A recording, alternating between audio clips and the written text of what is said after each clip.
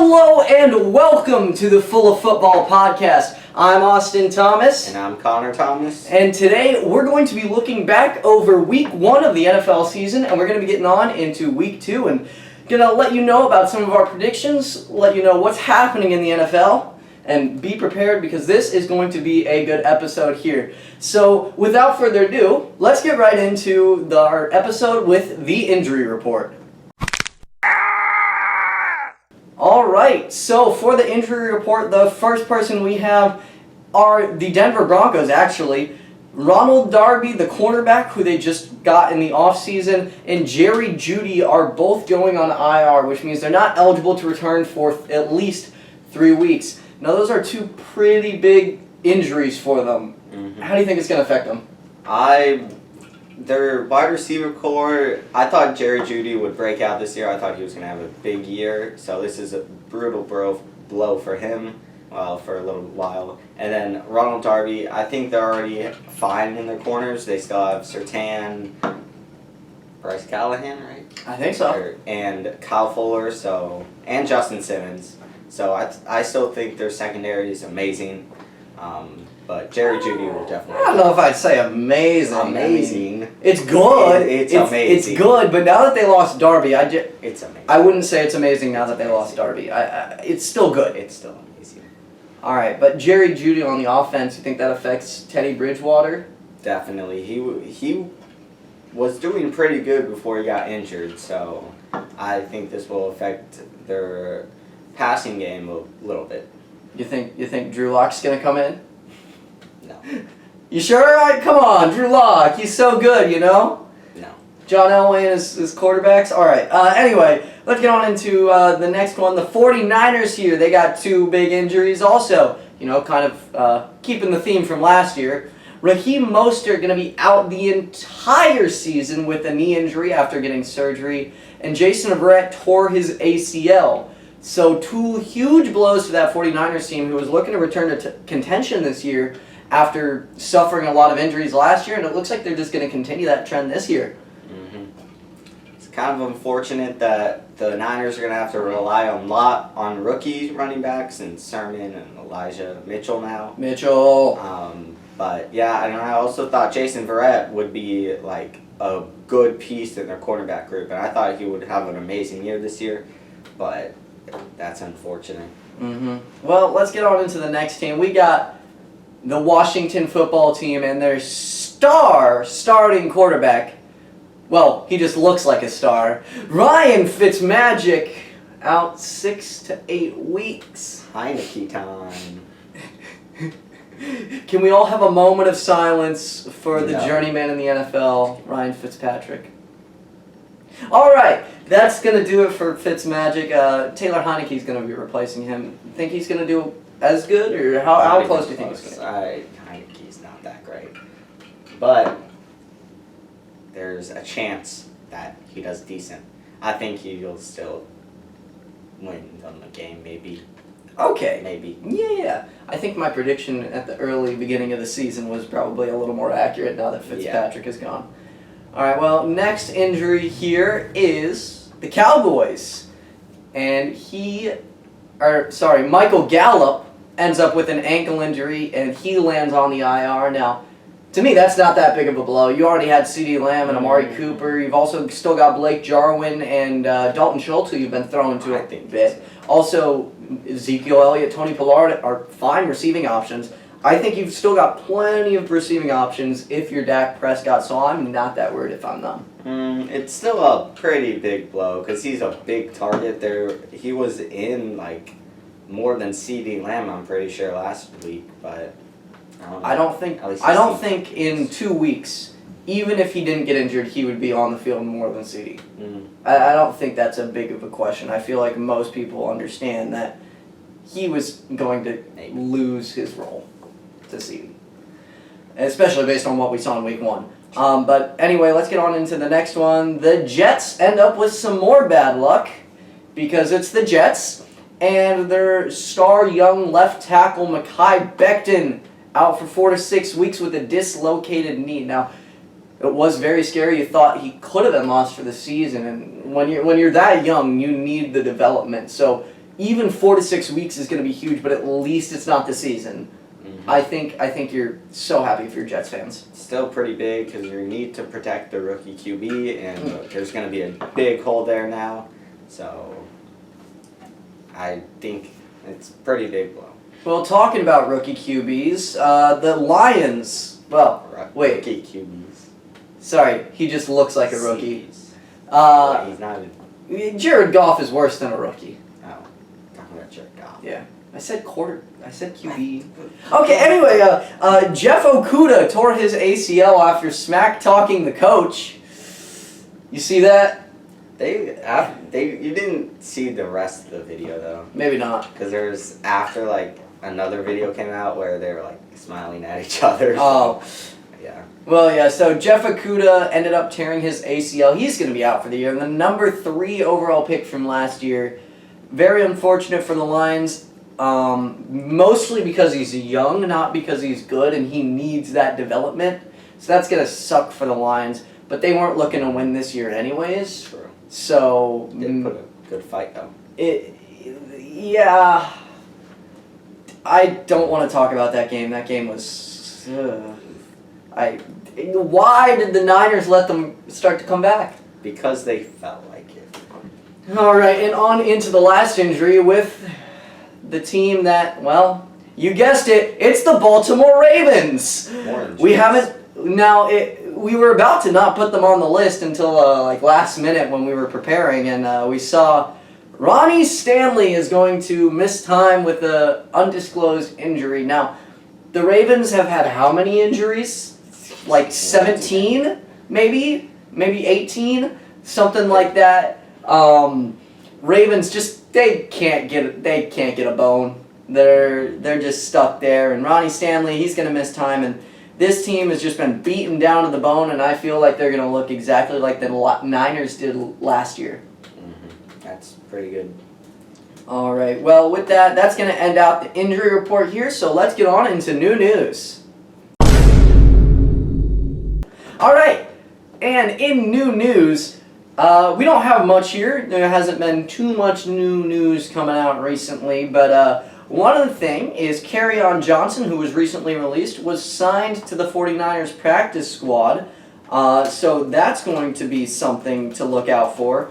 Kerryon Johnson released by the Eagles, and do you think he's going to end up making the active roster at all? He's been cut by way too many teams. I don't think he's that good anymore. He was decent, but I just don't think he'll earn a spot. Have we seen him do bad in game, though, when he gets his reps?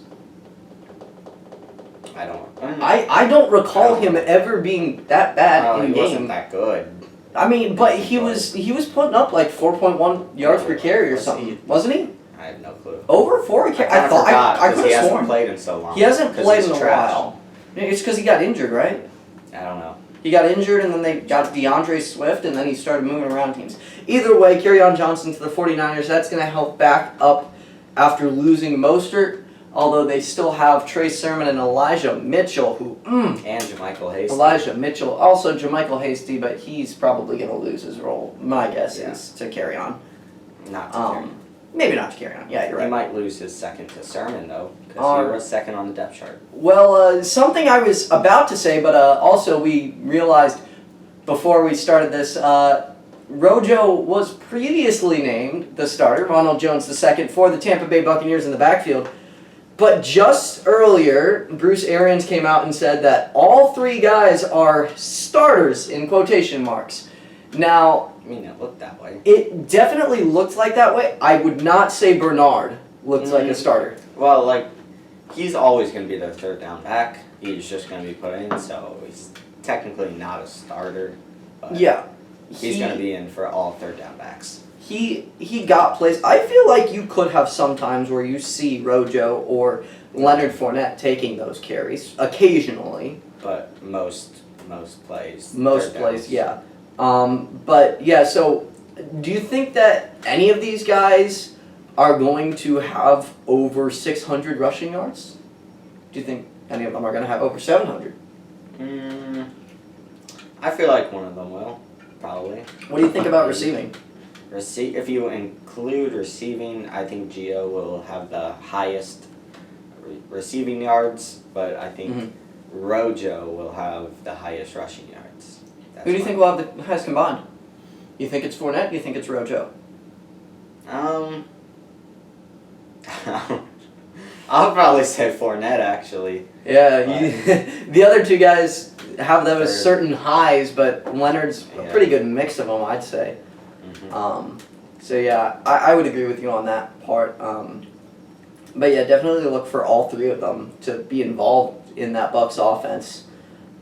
Which sucks if you have any of them in fantasy football. Which I have Leonard Fournette. So go Fournette! Woo!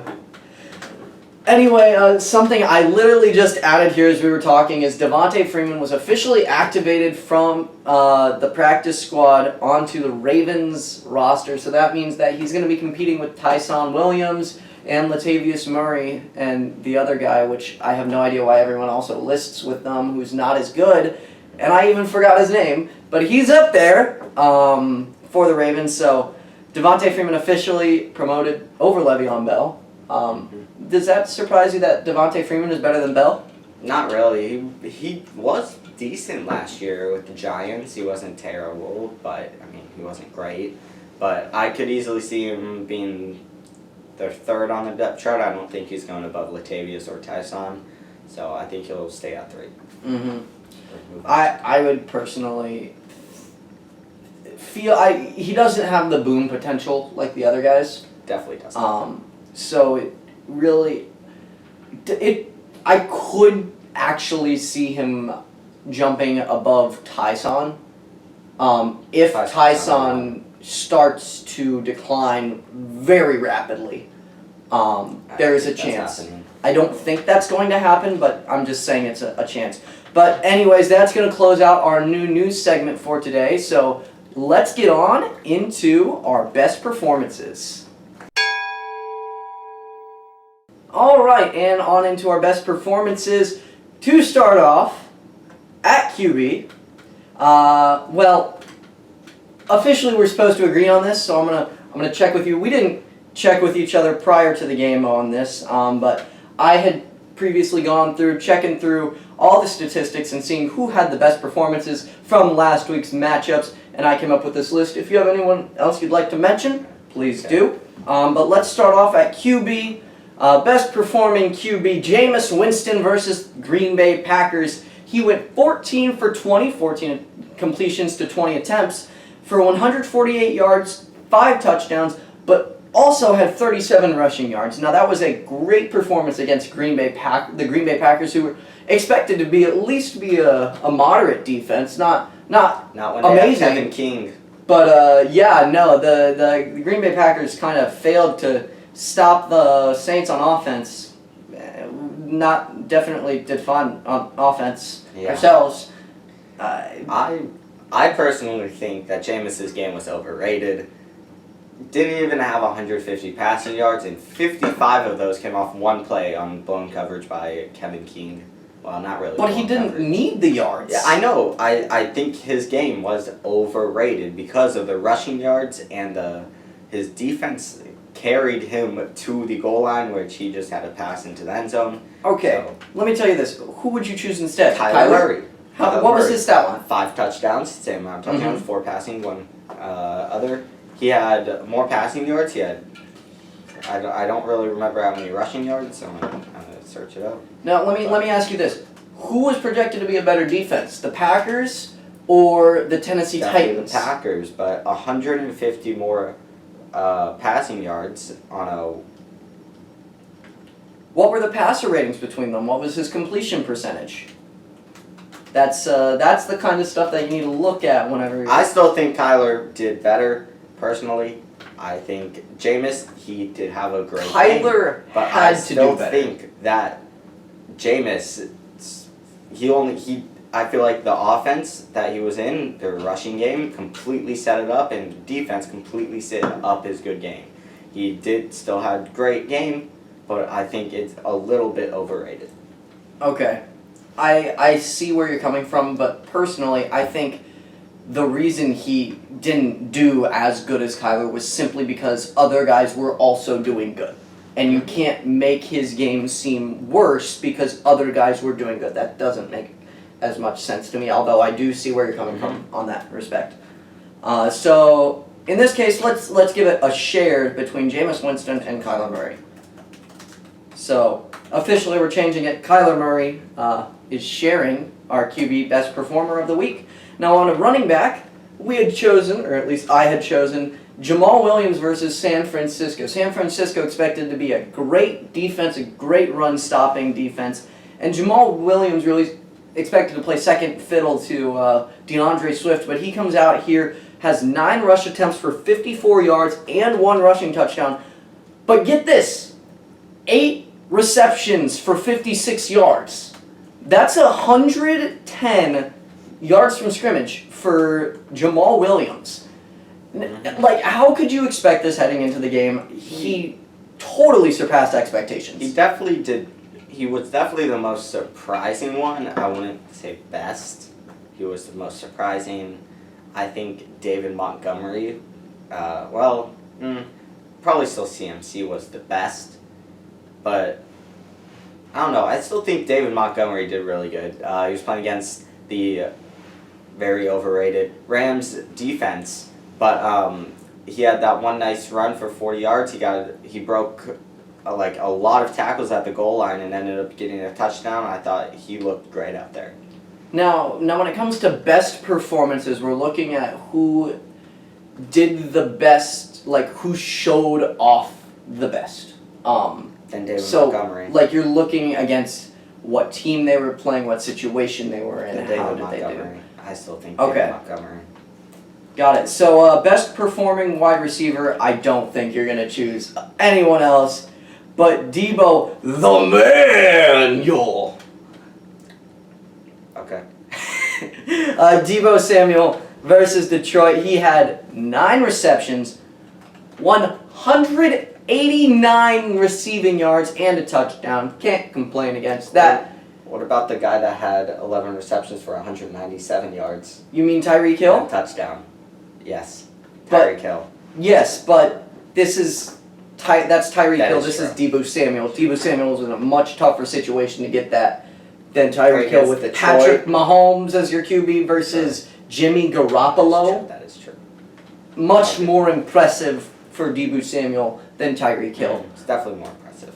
And that's really what we're looking at. All right, now on into our tight end best performer. Now, I didn't check with you on this one. I feel like you might. That's good. All right, so we agree on this one. We chose Rob Gronkowski versus the Dallas Cowboys.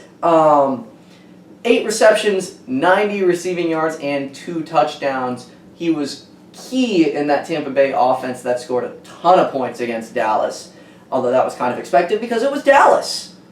So yeah, a great performance by him.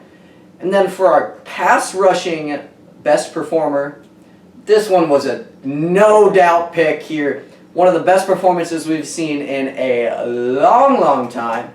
That would be Chandler Jones versus the Tennessee Titans. He had 5 sacks and 2 forced fumbles. I mean, he was the defense of the week himself. Yeah. You could compare him up against an entire defense from another team, and he would have done better.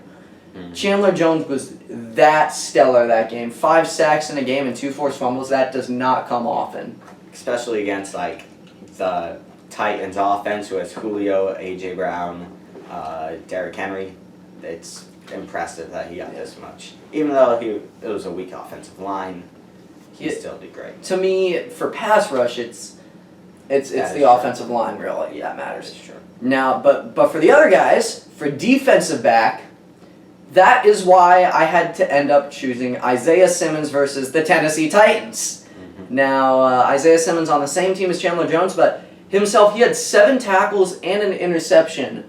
Now, that's going up against Julio. That's going up against A.J. Brown. And he helped stop the run, too. He was absolutely amazing. He had much better statistics than almost any other safety or cornerback in the league. And he was just great that game in accordance with Chandler Jones. They locked down the Titans on defense.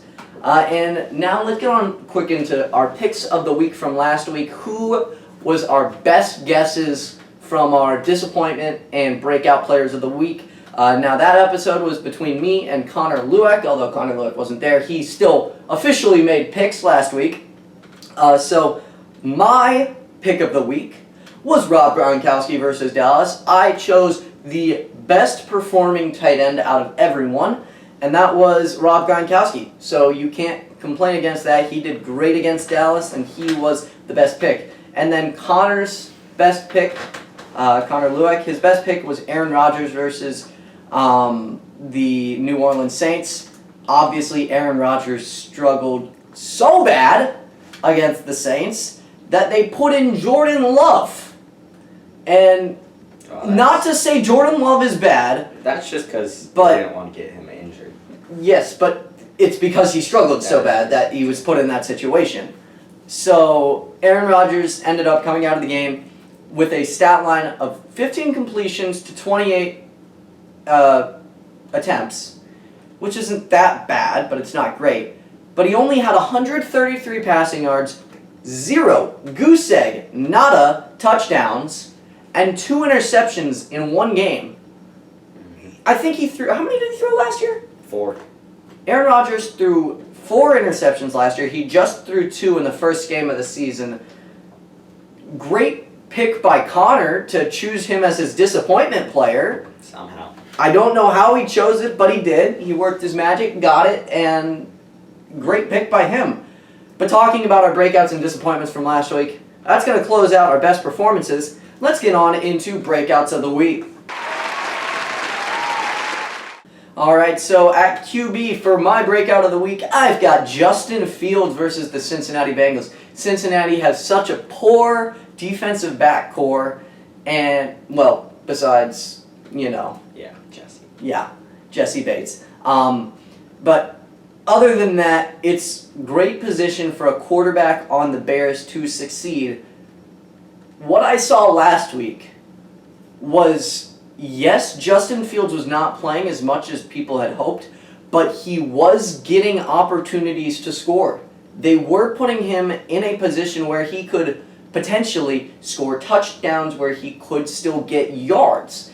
I figure that role will be a little expanded this week against Cincinnati, and especially because it's Cincinnati, he'll be able to capitalize on those opportunities, and that will help him to do much better than anyone is expecting him at the moment.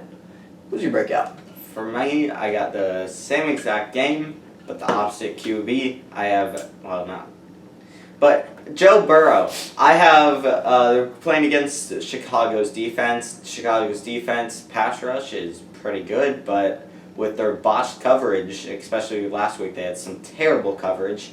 And against a great wide receiver core in the Bengals, I think Joe Burrow will be able to destroy that secondary and get a lot of touchdowns and yards. Now, my question to you is, will Joe Burrow be able to get off more than 5 passes before his legs are snapped in half? Yes, because you only throw the ball in like 3 seconds usually. Not even 3 seconds. And you don't think Khalil Sack's going to be able to rip off his ACLs? He'll look decent, but all right, well, he will be able to throw off the ball.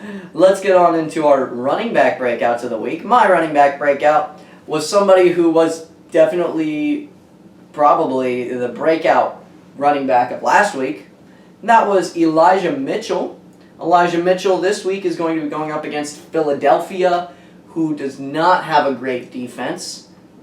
Definitely is suspect. They're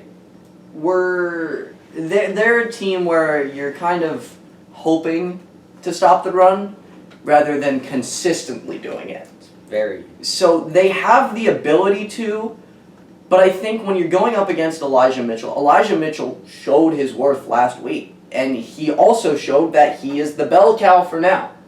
He's going to keep getting those carries until he can't. So I figure against Philadelphia, that's not a stellar defense. He keeps to show his ability to run the ball. He keeps his role from last week, and he's going to break out. It's also Kyle Shanahan. you have no clue who's going to carry the ball. Okay, yeah. So for my breakout running back, I have Javonte Williams. He was a little bit overshadowed last week, A little bit. sort of, not really, because Melvin Gordon had one good run of like 60-yard. He got a 60-yard touchdown. But Javonte actually had more carries than Melvin Gordon. He had 14 compared to Melvin Gordon's 11. I think that he will still get more carries than Melvin Gordon, and especially against a weak Jacksonville defense that let up 37 points against the Texans and let up a lot of points against Mark Ingram. I think Javonte Williams will go off. Wasn't Melvin Gordon the #1 fantasy running back last week? In our league, yes. But that's So- coming off of one good play. So If he doesn't get that play, he's worse than Javonte. You still don't think that because of that play and because of his ability to make those plays, he's going to have an expanded role this week? I don't think he has that good. He was playing against who was he playing against last week? Giants? It doesn't matter, he's playing an even worse defense now. That is true. But I think Javonte Williams is the better running back. And he had more carries last week. So I think he'll keep the trend. Well, my wide receiver breakout of the week is going to be Jakobi Meyers versus the New York Jets. I was really hung up on this one, on who I wanted to put here. I don't remember who I was. Oh yeah, I was between Darnell Mooney to pair with Justin Fields, or Jakobi Meyers versus the New York Jets. Now, Jakobi Meyers I ended up choosing here because going up against the New York Jets, that's a pretty easy defense to torch, and New England does not have Nelson Aguilar for this week. So that is going to free up a bunch of targets for Jakobi Meyers to make plays off of, and as long as they're not only using the tight ends and running backs, he's going to be getting those receptions. He's going to be making those plays. For my breakout wide receiver, I have T. Higgins to pair along with Joe Burrow. I don't think that the Bears defense secondary is that great. T. Higgins looked pretty good last year. I think he will. I was between him or Jamar Chase, but I think T will be the person this week, just out of a guess, because it's just guessing, but I think T will be the person. Well, I mean, it was kind of both him and Jamar Chase last week. So that is true, but Jamar had the big play. He did. All right, well, my tight end breakout of the week. Now, usually I say I suck at picking tight ends, although last week would beg to differ because my breakout tight end was the breakout tight end of the week, and my disappointment tight end ended up getting injured. So based on that, you can't say that I have been bad this season. So I'm going to go out here with my breakout tight end. This one isn't that big of a surprise here, but it's Noah Fant versus Jacksonville. Jacksonville, terrible defense. Now, the Broncos don't have Jerry Jeudy to throw to anymore, and Teddy Bridgewater is a safe quarterback. He's going to get the safe throws, and that would be Noah Fant. He's going to be a safe target for him, and he is going to secure the ball more than anyone else on that team, even Cortland Sutton. You saw Cortland Sutton last week did not do great. He didn't. And you might see an expanded role this week, but he's still coming back off that injury. So with not many other options to throw to, Teddy Bridgewater is going to be looking for Noah Fant over and over and over again. So I see him as my breakout tight end. It's my breakout tight end. I have Logan Thomas against the New York Giants. They let up a pretty good amount of points last week to the Broncos tight ends.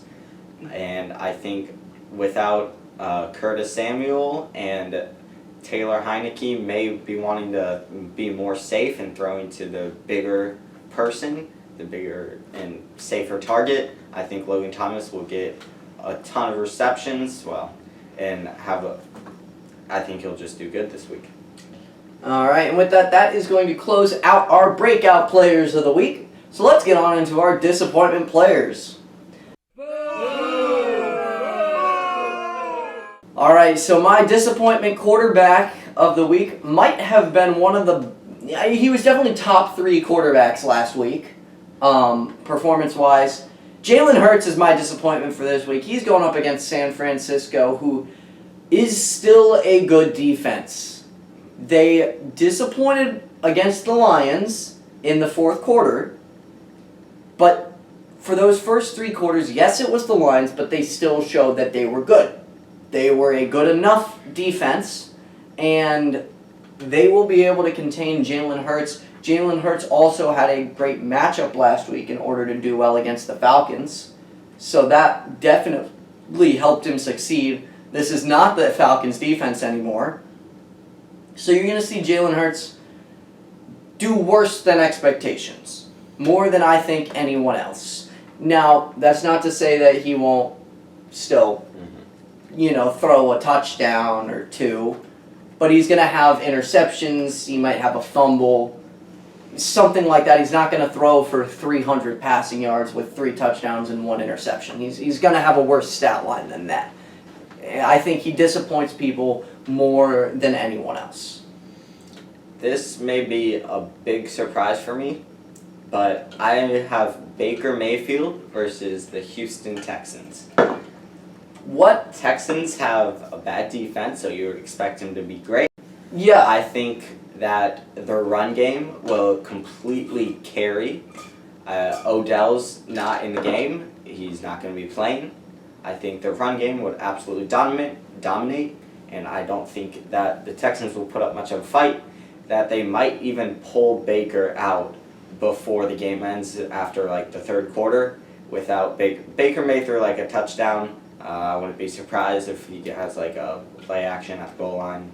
But I don't think he will be that great this week. I think he is similar to Jameis from last week. I feel the run game and the defense help the team put Baker in position.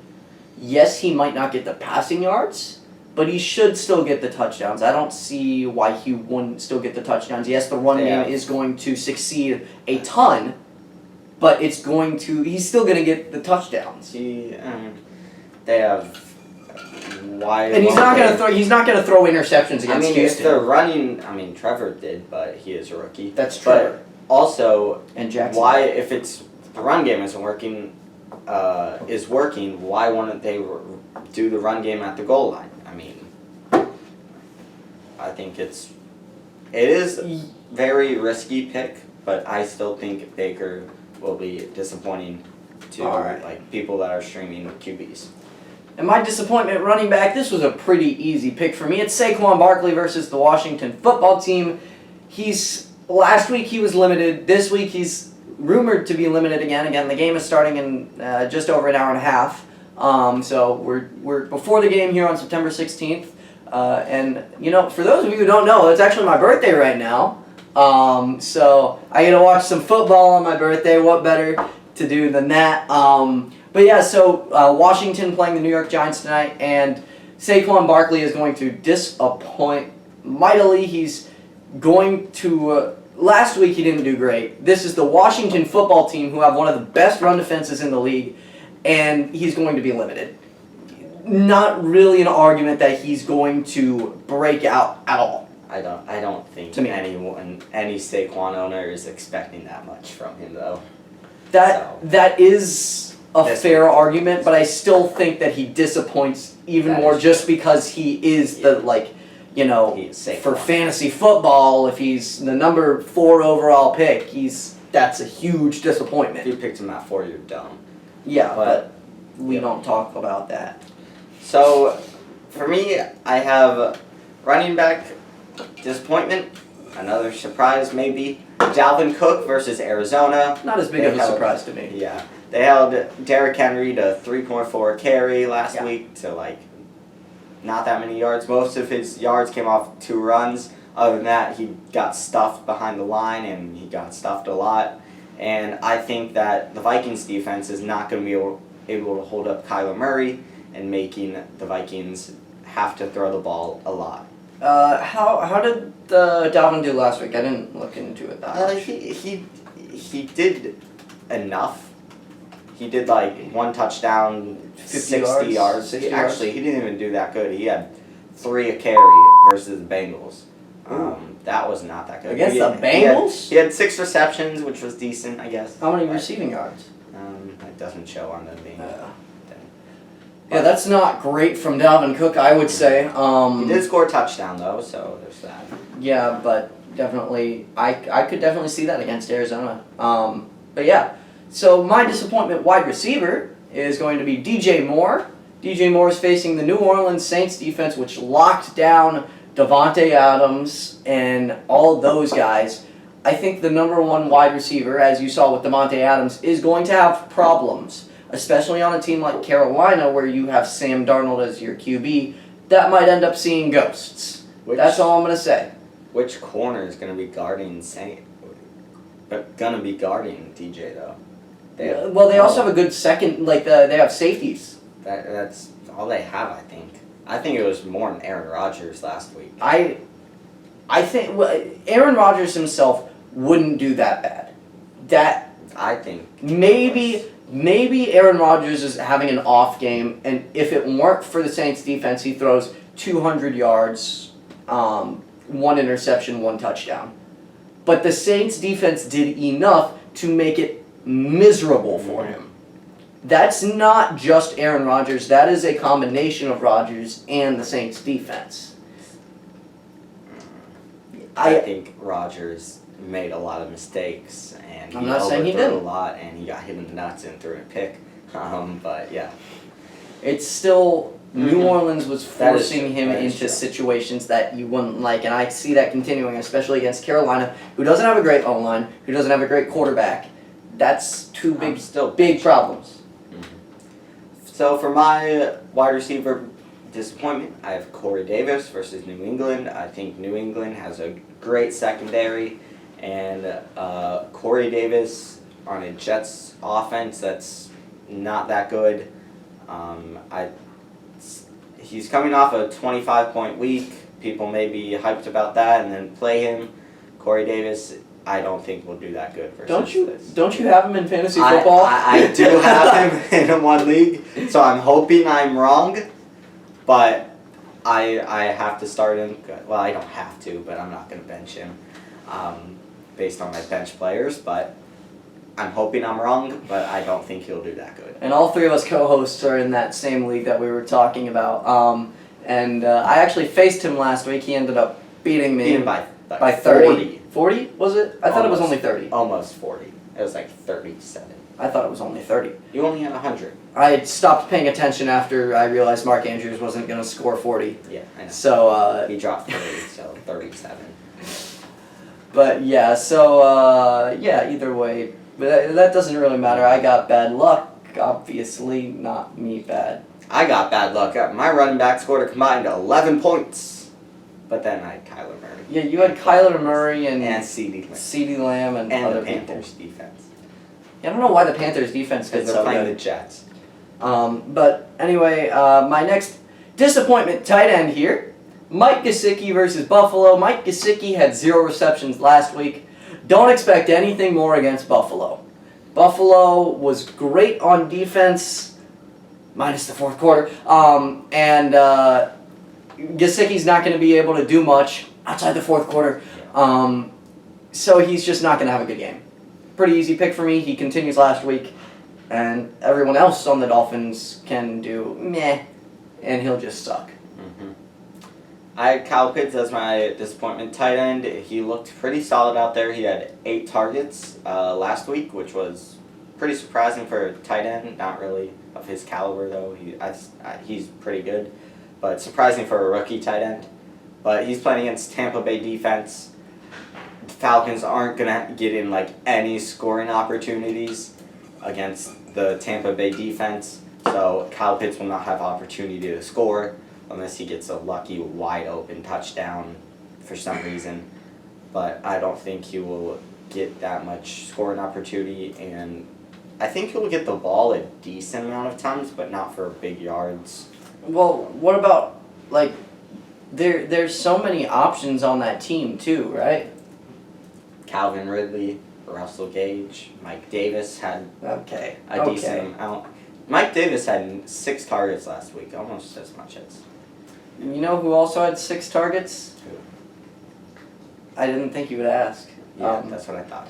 Okay. Either way, that's going to close out our breakouts and that's going to close out our disappointment players of the week. And with that, let's get on into our weekly matchups.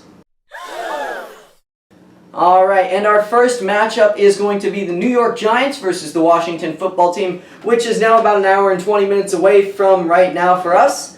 And so we are going to make our picks here. My pick is the Washington Football Team. Same with me. All right, football team is without a quarterback. Well, no, they still have Heineke, which is why we choose this. New York Giants sucked last week, and Washington has such a good defense that you can't count them out because they can shut down anything, especially a Daniel Jones-led offense. Mm-hmm. All right, how many weekly... You usually get a weekly fumble from Daniel Jones. Do you think we get multiple this week? What's the over-under on Daniel Jones' 1 fumble? 20. Okay, 1.5 is the over-under for Daniel Jones' fumbles. We go over. You go over. Okay, I go over too. All right, but with that, let's get on into the next game. Buffalo Bills versus Miami Dolphins in interdivisional matchup. I have Miami Dolphins surprising everyone and winning. Very surprising. I have the Bills. Now, I'm going to explain my thoughts here. Miami did good enough last week against a great defense in New England. They won. Buffalo, as you saw, struggled against Pittsburgh, and they blew it in the end. It's because Pittsburgh has a good defense. Yes, Miami has a very underrated defense. Still, you've seen them getting stronger and stronger year after year. They have done nothing to say that they aren't a top defense. At this point, they are a top defense. No, they're not. They have Byron Jones, Xavier Howard. And how many points have they let up? How many points have they allowed in recent memory through the preseason through week 1? They haven't allowed 16. They haven't allowed rookie. that many points. Yes, but it's still they didn't do enough on offense to provide for that defense. Mm-hmm. Either way, Miami, Tua is going to start to settle in. Buffalo still has a good defense, but Tua has options to throw to. He's going to start getting used to those options. He's going to figure out who he likes and who he doesn't, and he's going to get the ball off a lot more comfortably this week. And that defense against Josh Allen and Stephon Diggs is going to be good enough to help that offense take the win. I have Buffalo. I think this is an obvious choice. I have Josh Allen just got pressured an insane amount of times last week against Pittsburgh. I don't think it's going to happen with the Dolphins' defense. I don't think the pass rush is amazing. It's decent, but it's good, but it's not amazing. But also, I don't think Tua's that great. After his first read, he's not good. So all Buffalo has to do is take away his first read, and I think he'll be fine. He'll be fine. All right, well, let's get on into the next game. Cincinnati versus the Chicago Bears. I chose the Cincinnati Bengals to win this one. Joe Burrow going to be coming in here, and he's going to do well enough to beat Chicago. They have a better offense. Yes, Justin Fields will be able to do well, but I think Matt Nagy chokes the game because Matt Nagy is a terrible head coach. Understandable. I have Chicago, which may be surprising because I have Burrow as my breakouts, but I think that Chicago will be more of a mixed in passing, rushing. I think David Montgomery will do good. I think Andy Dalton and Justin Fields will do good separately. But I think Cincinnati will have more of a passing game, not rushing, against powerful Bears front seven. So I think it will be more of a Burrow show for the Bengals and more of a combined attack for the Chicago. I could see that, but I don't trust them. At this point, I don't trust the Bears. Sure. And let's get on into our next game, the Denver Broncos versus Jacksonville. Denver Broncos, we both had them winning. Denver they're going to continue the AFC West's undefeated streak so far. Jacksonville sucked last week. You can't understate that. Trevor Lawrence tried. He really did. Yes, he threw 3 interceptions, but some of that you have to blame on the team. Obviously, not all of it. No, you blame it on him. He had some dumb passes, but again, some of it you have to blame on the other team, the rest of the team. A lot of it, no. No. A lot of it was on him. Some of it was on Urban Meyer. He's a terrible head coach. Also, he doesn't deserve James Robinson. Also, Urban Meyer, this is his first year. He's still got to settle in. That was his first regular season game. He's dumb. Maybe. All right, either way, let's get on into the next game. The Houston Texans versus the Cleveland Browns. We both obviously chose the Browns. No real competition here. Texans suck. Next game, Los Angeles Rams versus the Indianapolis Colts. We chose the Los Angeles Rams. Rams' defense proved good against the Bears last week. Their offense proved amazing with Matthew Stafford. And, I mean, you just got to feel good for Matthew Stafford right now. He's been in Detroit for way too long. Feels so good for him to finally be free. He looked very happy last week. He looked very happy. I would be too if I was him. I think it will be more of a closer game than people might expect, but I still think the Rams will pull out. I could definitely see it get close, but with Carson Wentz behind quarterback versus Matthew Stafford, there's a big difference. Why? But yeah, also they don't have T.Y. Hilton right now. So. He wasn't that big of a... Yeah, but he's still an option. And a part of the offense. All right, next game we have the Pittsburgh Steelers versus the Las Vegas Raiders. We both ended up choosing Pittsburgh. Las Vegas did do pretty good against the Ravens last week, but the Ravens also were on the injury bug. Yeah. They are still on the injury bug, and so you can't really think of them as that top-tier team anymore, just solely because of injuries. Not because the players have done bad, but it's just because of the injuries. Kind of San Francisco from last year. You gotta compare it to that because, yes, Vegas won, and yes, they had some good parts to their game, but this is Pittsburgh. Pittsburgh's got a great defense. Pittsburgh's offense is going to pick it up, and they're not playing Buffalo anymore. So Pittsburgh pass rush was amazing last week, and I think they can easily continue to do it against the weak offensive line of the Raiders. All right, next game we have the New England Patriots versus the New York Jets. We both chose New England and Mac Jones because Mac Jones and Bill Belichick are good and the Jets are not, and also Mekhi Becton's out. Yeah. So, New England defense. Again, not that much to go behind it besides New England defense. All right, next team, New Orleans versus the Carolina Panthers. We both ended up choosing New Orleans. New Orleans was amazing versus the Packers. So even if you say that the Packers' offense shot itself in the foot, the Saints' offense killed the Packers' defense, and that's because of the Saints' offense. Even though they had good field position, they scored touchdowns when they got that field position, which is what you need as a team, and that's the big part of being a good team. And they showed that. Carolina, they did fine, but they didn't do. The Jets. They played the Jets, and they didn't do enough to show us that they could beat the team that just absolutely destroyed the Packers. All right. I wouldn't be surprised if it's a much closer game, though. Again, I could see that, but at the same time, we both chose New Orleans. Next game, we have San Francisco versus Philadelphia. I ended up choosing San Francisco. San Francisco, again, yes, they had the Raheem Mostert injury, but Elijah Mitchell showed that he was a good backup. Their offensive line held up. Jimmy Garoppolo was at least a good, serviceable QB. Brandon Ayuk is going to start getting back into more action. Hopefully he proves that he's NFL ready. And you could definitely see that against Philadelphia, who, again, their defense isn't the greatest. Their offense isn't the greatest. Everything is kind of just mid-tier for them right now. So, this might be surprising. I have Philadelphia. I'm a big Jalen Hurts believer. I think he's really good. Well, not really good. I think he's good.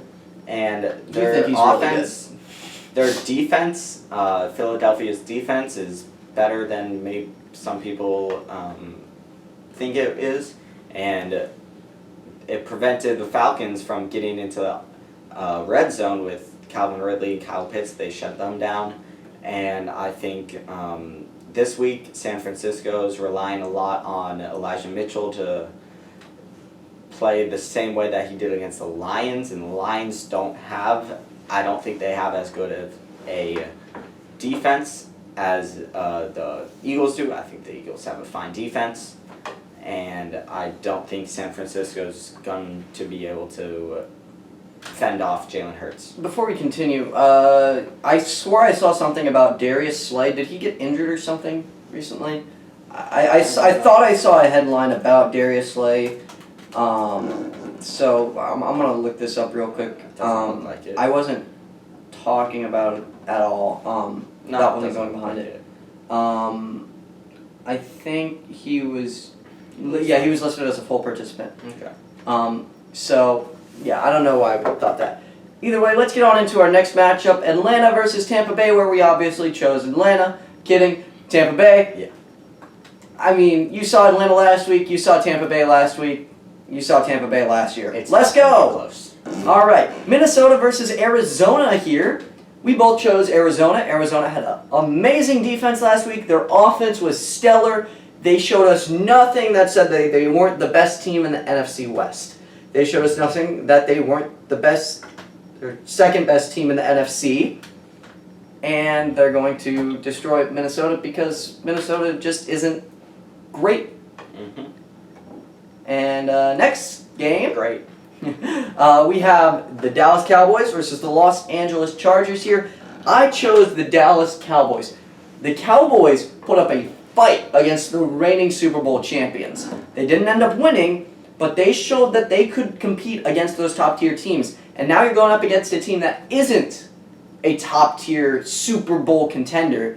I think Dallas comes out and proves that, hey, Dak Prescott's back. We still got a great offense. We can compete. We can win a ton of games. I think that this game will be a big shootout, but I have the Chargers winning.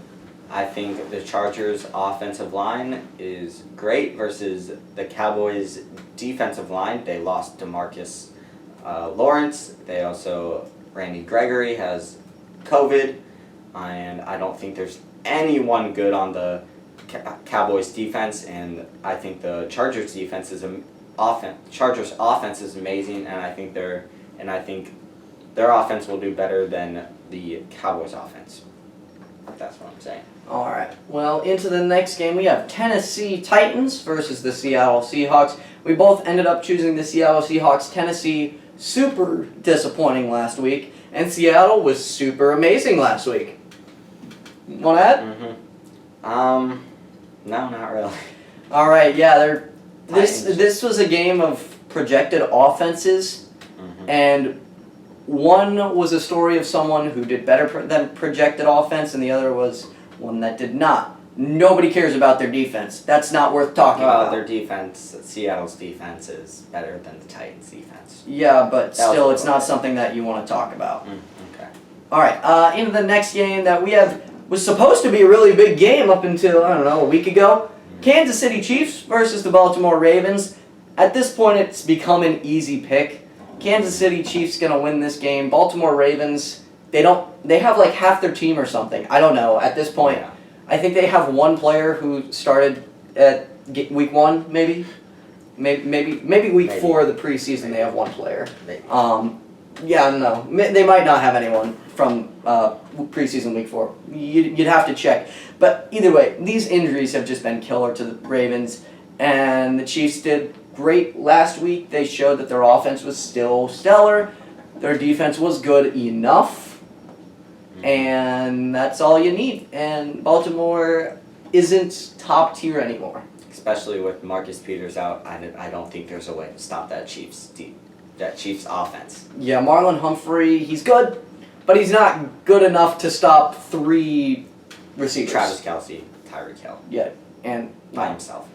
Yeah, just them. Yeah. All right. Well, and into our Monday Night Football game, we have Detroit Lions versus the Green Bay Packers. Now, this one should have been an easy pick. We both ended up choosing Green Bay, but it wasn't as easy as it made it seem just because how bad the Green Bay Packers were last week and how Detroit put up a fight against the Niners. We did end up choosing Green Bay because Detroit is Detroit and Green Bay is Green Bay. Last year they both were complete opposite teams than they were week 1 this week, even though their teams look very similar. So it's really a matter of what's real from week 1 and what's a smokescreen. You have to figure that out. If it stays true from week 1, Detroit could very well beat Green Bay. But again, this is Aaron Rodgers, the reigning MVP, who has Davante Adams that they did not get a connection going. Aaron Jones did terrible. Yeah. You can't expect that out of the Detroit Lions defense, who obviously didn't stop the run game against Elijah Mitchell or Raheem Mostert before he got injured, 2 for 20. Yeah. And yeah, I see Green Bay winning this. I don't think it'll be that close of a game. I think Green Bay will destroy them. I think Packers just wanted a 4th preseason game last week. That's what they wanted. But I think this is a perfect time for the Packers to bounce back and Rodgers to do great and get that run game working. He's been terrible whenever Rodgers hasn't been that great whenever he's forced to throw a ton and without a run game. With a run game, I think they're going to be able to get that offense going. All right, and with that, that's going to wrap up our weekly matchups. So that means that we're going to be getting on into what is supposed to be our Q&A. But again, no comments. So come on, guys, leave a comment down below. And while you're down there, please make sure to like this video and subscribe if you aren't subscribed already. Again, this is so fun for us to do. It takes a little bit of time to set up and prepare, so we hope you guys enjoyed this video. And that is going to close out this episode of the Full of Football podcast. So thanks you all so much for watching, and have a great rest of your night. Peace!